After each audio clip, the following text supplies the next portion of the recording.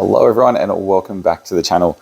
Been a little bit MIA last couple of days. I had the fun of getting a wisdom tooth surgically removed, so been a little bit sad and sorry for myself the last couple of days. Still hurts a little bit to talk now, so apologise if I'm talking a little bit weird. Case in point. So Skyline finished yet another wet pan day. A little bit different wet pan this time. It wasn't the normal peanut that we usually run. It was actually one of the comp layouts from Wetpan Warriors last season. So very, very different kind of layout actually. Left-hand turn, which is something I struggle with, although I did find a solution to that, which I'll show you in a second, which seemed to help. Stupid, simple little solution, but seemed to help a lot. But car in all ran really well. A few things I have to fix on it. Obviously I haven't got a chance to it because of everything going on. Going to get stuck into it hopefully today. I'm going to try and get outside and get it a quick wash. There is massive thunderstorms and stuff due this afternoon, so I want to try and get out today. I got a whole bunch of stuff on this morning, but give it a quick wash hopefully first. If I don't get that done before the storms hit, then so be it. I'll just work on it as is.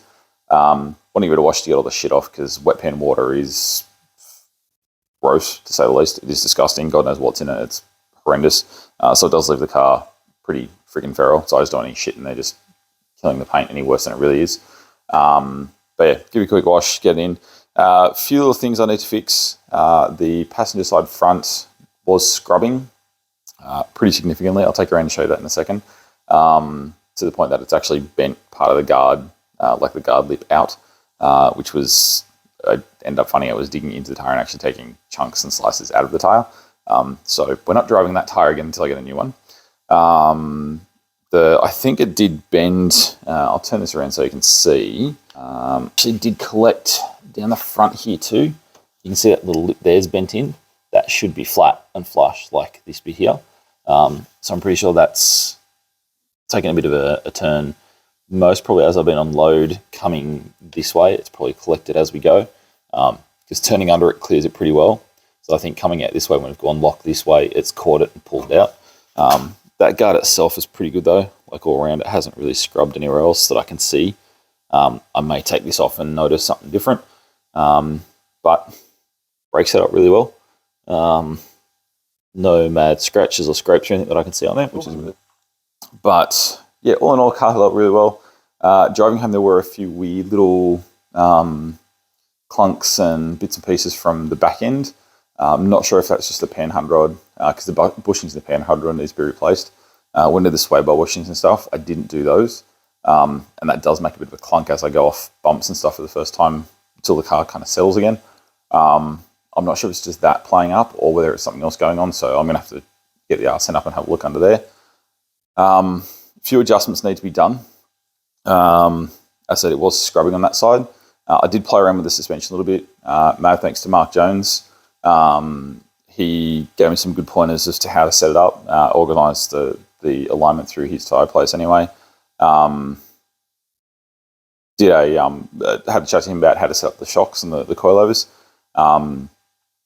Got the sort of played around a little bit, went off the settings he said and sort of tweaked a little bit. Huge difference from what I originally had it. I'd done a couple of laps before I'd spoken to him on just basically hard front and I think like 20 out of 30 clicks at the back. So sort of 2/3 hard at the back. Mad difference.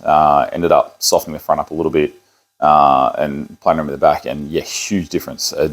When it was really hard, it was just really, really tweaky and really kind of twitchy on the steering. Softened up, was a lot more controllable, was a lot more responsive and a lot more balanced, I suppose you'd say. So that felt really good. Engine itself didn't miss a beat. The thing didn't get above 85 degrees the whole time I was running it. Because of the layout we didn't do, normally when we do the peanut, we do like a 3.5 minute or 3 to 3.5 minute circuits. So basically as many laps you can in 3.5 minutes, change over to the next route. Because it was the comp layout, you couldn't do constant circuits. You'd basically go do a lap, pull back into the pits, do a lap, pull back into the pits, and you just kind of, they'd send 2 out at a time, and it sort of ran that way. At one point I realised I hadn't gotten out of the car for 3.5 hours, and the car had been running constantly for that 3.5 hours doing lap after lap, and the thing didn't miss a beat. And this RB30 is an absolute beast. I don't know why I haven't used them before. They're just absolute killer engines. I fucking love the thing. It just keeps going, gets punished time after time, and just keeps fucking running. It is absolutely brilliant. I'm so happy with the engine in this. The rebuild that I did on it was obviously had the effect that I wanted. It just takes everything I throw at and just keeps going. So fucking props to the RB30, man. Absolutely love the damn thing. God's engine. Outside of that, a few little things I need to work on. Probably adjust the ride height slightly. I do have a guard roller coming in, so I'm going to roll all the front and rear guards. Whether I pull them out or not sure, but going to roll the lip on them anyway just to make them a little smoother, so if they do scrub, it's not going to cut the tyres up like it has on the other side, which you'll see because I'll take around chain in a second. Yeah, outside of that, absolute beast of a thing. I'm so happy with how it run. So happy with how it run. The S13 conversion, my God, so much better. So much better. Literally could just point and shoot and the car went where you told it to go, as opposed to stock suspension of point, shoot, wait a couple of minutes, car settles, rolls around a little bit, figures out what it wants to do, and then may go in the direction you want it to go. This thing literally, it took me the first few laps were just horrendous because I was trying to drive it like I was last time with the stock suspension with the coilovers on it. Fuck, it was so much better to drive. It's so weird. But yeah, I'll take it around the other side. So the back's all good. We'll come up here. One thing I did do, may have met a couple of witches' hats again. Put a little bit of a dent in the rear here. I'm not sure. Oh, there you go. You can see it there. Little bit of a dent. Plastic, not metal. Not really stressed. I'll get a heat gun and kind of push that out a little bit. But hell, it's a drift car. I said to myself from the get-go was if I put a few dents and little dings in it, short of bashing up a panel, which I'd probably cry, a few dents and shit, like that's it. It's a drift car. I can't expect to keep it out, take it on the wet pan, or take it on the figure eight, or take it on the main track, and keep it completely straight. Like I know one day I'm going to hit and I'm going to dent a panel, and that's going to hurt. But we'll deal with it when it is. The thing's metal. Like panel beating's a profession for a reason. Obviously, I'll have to learn to do it because that's the whole point of this project is learning to do everything myself. But it is what it is. That I'm not stressed about. And if you've seen the videos, you'll see us pissing ourselves laughing every time we hit a cone. It fucking happens, it happens. Yeah, we'll come on the other side. I'll show you the worst of the worst. Okay, so squeeze through to the other side. I haven't got much room because the garage is kind of packed in at the moment. I've been moving a few things around the house. So there's a few extra things in here than normal. But see if you can see where the guard's been rolled in. You can see a bit of tyre scrub. So it's obviously grabbed and pulled the guard in. Seems to only really literally be just that one little spot in the middle. The rest of the guard itself seems all right.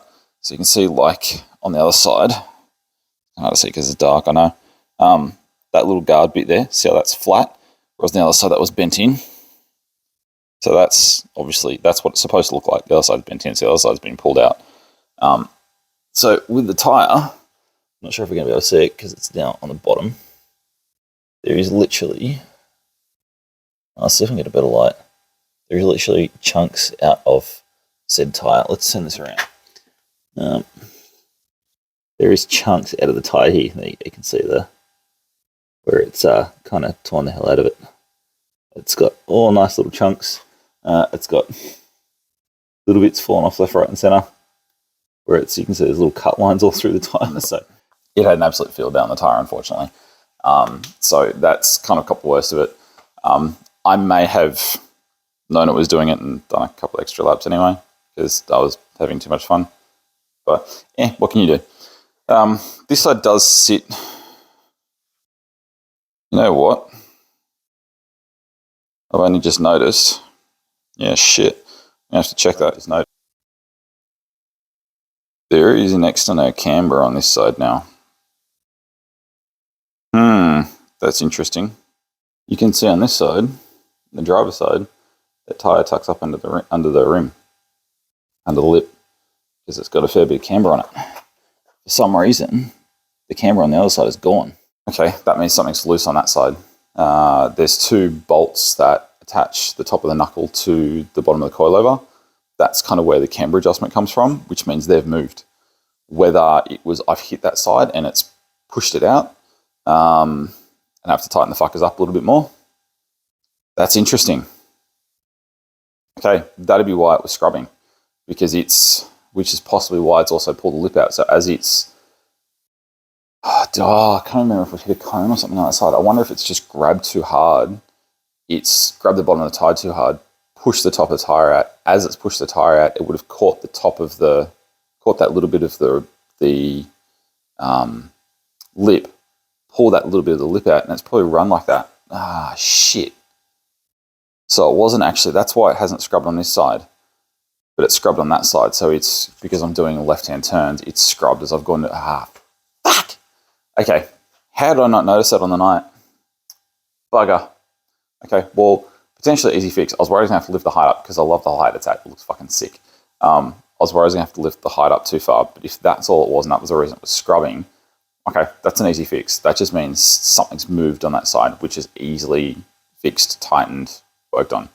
Sweet. We knew there was going to be teething issues. It fucking happens on a new setup. Yeah, but other than that, super stoked how the car run. Super stoked with the DGR coilovers from Mods Direct. Go check the guys out. They're freaking amazing. I'm going to give them as much props as I can because they've helped me so much. Got a sick new sticker for the back as well, which I'll be putting on. It's the other reason I kind of want to get the car clean, so I get the back window clean. I got a nice massive Oz DC sticker to go across the back window. Big window banner. And then I'm going to plan out the rest of the stickers and everything in the back window to get all looking kind of thick, bro. Yeah, outside of that, yeah, super happy, guys. I do have another one coming up, another event coming up fairly soon. Oz DC released a few more events that I'm really stoked about. I have got a few people trying to convince me to do the figure 8, which I don't know. Honestly, don't know if I've got enough power in this freaking little beast. As much as a beast on the wetpan, I don't know if I've got enough power in it to do a figure 8. But I think they may potentially be doing a wet figure 8. If that's the case, we'll see. It may happen. I'm actually trying to convince myself not to do it, to be honest. If we're being completely honest, I'm actually convincing myself not to do it rather than to do it. But we'll see how we go. I don't know if I'm up there, but what's the worst going to happen? Drive around a couple of skids here and there and just get used to the track if nothing else. So, yeah, don't forget, like, subscribe. Make sure you hit the subscribe button because YouTube does weird shit with the algorithm. If you don't hit subscribe or notifications, you struggle to get notifications of videos when I post these new ones. I'm talking really fast because it's morning and I'm just tired wide. Yeah, don't forget to like and subscribe, guys. I know this video is a lot of me talking, but I'm going to try and get a lot more content videos of me working on the car and getting things fixed. I am going to try and get videos. I've still got to do speakers and all sorts of different bits and pieces. So from now on out, because most of the performance stuff is done, we're going to be working on a lot of the body stuff and a lot of the aesthetic stuff to get the show side of the car up to scratch where I want it to, detailing it and that sort of gear. So don't forget to like, subscribe. A lot more content coming, guys, and I will see you in the next one.